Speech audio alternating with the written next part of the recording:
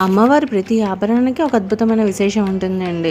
ఇప్పుడు మనకి శ్రీకాళహస్తిలో జ్ఞానప్రసూనమ్మ అమ్మవారు ఉంటారు కదా! అమ్మవారు నడుముకుండే నాగవడ్డానం పడగ ఇలా ముందుకుంటుంది కదా! అది చూసినట్లయితే గనక ఎవరైతే రాహు, కేతు, శని గ్రహ దోషాలతో బాధపడుతుంటారో వారికి ఈ దోషాలన్నీ పోతాయన్నమాట.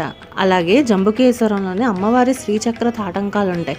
పెళ్లి కాని యువతీ యువకులు అవి చూసినట్లయితే ఖచ్చితంగా వాళ్ళకి వివాహ యోగం వస్తుందన్నమాట. అలాగే తిరుపతిలోని గోవిందరాజ స్వామి ఆలయం ఉంటుంది. ఆ ఆలయంకి ఎడమ వైపు వెళ్తే పుండరీక అమ్మవారి ఆలయం ఉంటుంది. అమ్మవారి మెడలోని మాంగళ్యాన్ని చూసినట్లయితే అఖండ సౌభాగ్యం కలుగుతుందండి. అలాగే అమ్మవారి ముక్కు పుడక నాసికాభరణము ముత్యంతో ఉంటుంది కదండి. అమ్మవారు గాలి పీల్చుకుంటున్నప్పుడు వదులుతున్నప్పుడు ఆ ముత్యం లోపలికి బయటికి వెళ్ళడాన్ని ఊహించుకోగలిగితే ఎవరైతే ఊహించుకోగలిగారో వాళ్ళ వంశంలోని మహాత్ములు అనేవాళ్ళు పుడతారంటండి. ఇది ప్రతి అమ్మవారు వేసుకున్న ఆభరణానికి ఉండే అద్భుతమైన విశేషాలు అన్నమాట.